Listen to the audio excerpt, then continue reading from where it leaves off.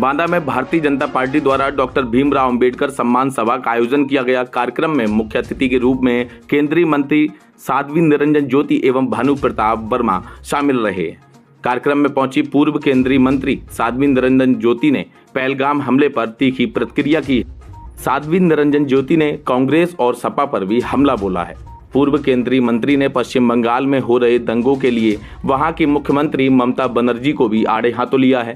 पूर्व केंद्रीय मंत्री साध्वी निरंजन ज्योति ने कहा कि बाबा साहेब के अपमान के लिए 84 के दंगों के लिए कांग्रेस पार्टी और राहुल गांधी को माफी मांगनी चाहिए। डॉक्टर भीमराव अंबेडकर सम्मान समारोह का आयोजन शहर के एक मैरिज होम में किया गया है। विजेता न्यूज के लिए बांदा से मोहित पाल की रिपोर्ट। आज बांदा मंडल में आपका आगमन हुआ, किस तरह का प्रोग्राम था, क्या? भारतीय जनता पार्टी द्वारा डॉक्टर भीमराव भारत रत्न अंबेडकर साहब के इस 14 अगस्त से एक सप्ताह का कार्यक्रम पूरे देश में सम्मान कार्यक्रम चल रहा था। उसी कार्यक्रम के बीच में ही 22 तारीख को जो एक विभत्स घटना घटी, उसके कारण पूरा देश स्तब्ध है, मन आहत है कि जिस बाबा साहब ने भारत के अंदर सबको न्याय, सबको सुरक्षा, सबको शिक्षा का मंत्र दिया, उस देश के अंदर इस तरह की भी हरकतें होंगी कि जाति या धर्म पूछ करके मारा जाएगा, ये बहुत दुखद है। और इसकी मुझे लग रहा है कि निंदा सबको मिलकर करनी चाहिए। ऐसी घटना दोबारा ना कहीं घटे।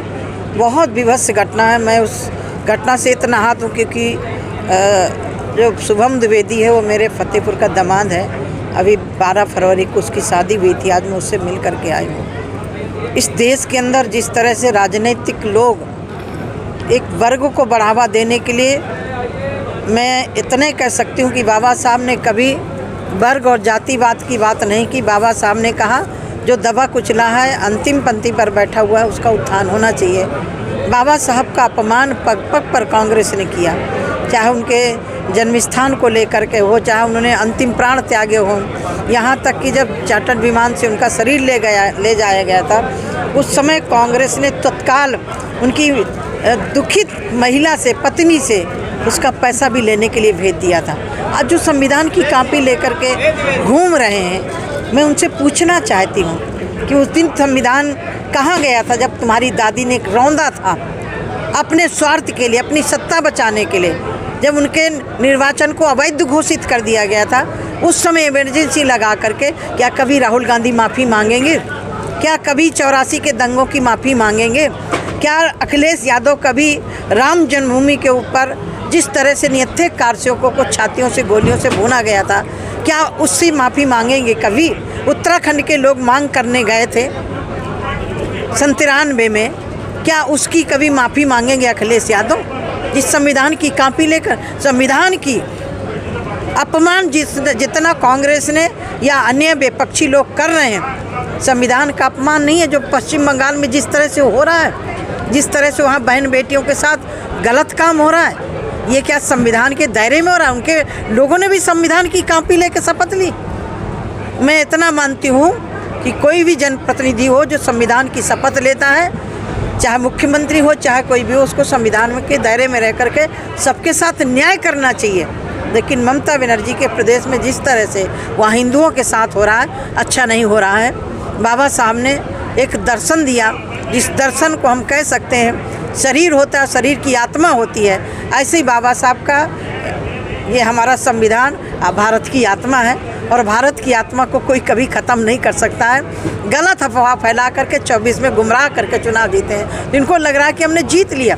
यदि इसी तरह से ये चलता होता तो हम हरियाणा नहीं जीतते, हम दिल्ली नहीं जीतते, हम महाराष्ट्र नहीं जीतते, हम गुजरात के स्थानीय निकाय के चुनाव नहीं जीतते, हम हरियाणा के स्थानीय निकाय के चुनाव नहीं जीतते, हम छत्तीसगढ़ के चुनाव नहीं जीतते। यदि यही चलता होता, थोड़ी दिन जनता को गुमराह किया जा सकता है, लेकिन झूठ ज़्यादा दिन तक नहीं चलता है। पहलगाम में जो हमला हुआ है, उसमें केंद्र सरकार का अगला कदम क्या होगा? देखिए, ये कोई बताने की ज़रूरत नहीं है, प्रधानमंत्री जी करके दिखाते हैं और मुझे लग रहा है कि इसका बहुत कठोर कदम उठा करके कार्रवाई होगी। ये मुझे पूर्ण विश्वास है मोदी जी और गृह मंत्री जी पर, पूरी सरकार पर। और मैं एक तरह से मैं सबका सम्मान भी करती हूँ कि देश की जितनी भी पार्टियां हैं उन्होंने सरकार का साथ देने के लिए कि सरकार जो फैसला करेगी हम सरकार के साथ में हैं, कि कम से कम इस दुख की घड़ी में जहां एक चुन चुन करके हिंदुओं को मारा गया, उस घड़ी में पूरा हर पार्टी खड़ी है। भगवान करे ऐसे ही सब लोग देश के लिए खड़े रहें, क्योंकि देश के अंदर दोबारा ऐसी घटना कोई ना घटे। ये घटना बहुत हृदय विदारक है। यदि उस परिवार में जहाँ जहाँ घटनाएं घटी कोई जाएगा तो मुझे लग रहा है कि उसके आंसू नहीं रुकेंगे।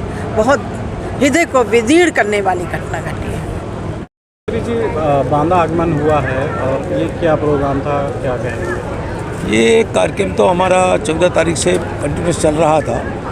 भारतीय जनता पार्टी ने पूरे देश भर में डॉक्टर भीमराव अंबेडकर की जो जयंती 14 अप्रैल को थी, उससे लेकर 25 तक इन कार्यक्रम को पहले से घोषित कर दिया था। सभी के यहाँ ड्यूटी लगा दी गई थी कि सब लोग कहाँ कहाँ जाएंगे। 25 तारीख को आज हमारी भी ड्यूटी यहाँ थी, मुझे भी यहाँ आना था, दीदी को भी आना था। तो हम लोग आए यहाँ डॉक्टर भीमराव अंबेडकर जी की जयंती को बड़े खुशहाल से मनाया, लेकिन दुखद घटना जो 22 को हुई है उसकी वजह से हम लोग जितने ज़ोर शोर से मचाना चाहिए था उतने उससे नहीं ना पाए। और इतना ज़रूर मैं कहता हूँ कि निहत्ते जो हमारे निर्दोष हिंदू समाज के लोग 28 लोगों को जिन्हें मारा गया है, मैं ईश्वर से प्रार्थना करता हूँ कि उनके परिवार को इतनी शक्ति दे कि इस दुख को सहन कर सके, और जो मारे गए उनके चरणों में शुद्ध सुमन अर्पित करता हूँ।